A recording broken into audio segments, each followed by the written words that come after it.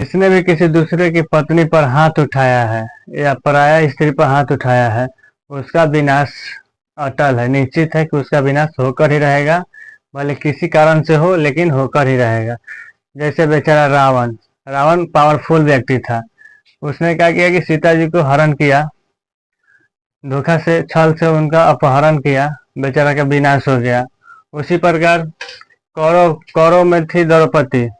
कौरव ने क्या किया, द्रौपदी पर हाथ उठाया, चीर हरण किया। कौरव, पांडव तो 5 ही थे। उसके बाद कौरव का भी विनाश हुआ।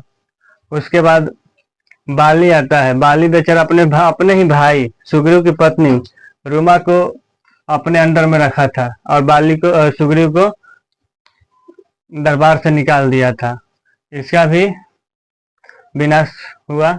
उसी तरह कंस अपनी बहन को ही देवकी कंस अपनी बहन देवकी को ही जेल में, वासुदेव को जेल में और देवकी को जेल में, दोनों को जेल में बंद कर दिया।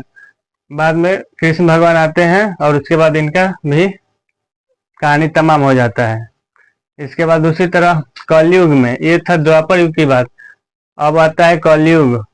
कलयुग में भी कुछ ऐसे कंस है जो किसी दूसरे पर स्त्री पर हाथ उठाते हैं। तो ये मत समझे कि निर्बलता पर हाथ उठाने से उनकी बहादुरी है, बल्कि उनका भी विनाश तय है। भले किसी भी रास्ते से उनका विनाश हो, लेकिन होकर ही रहेगा।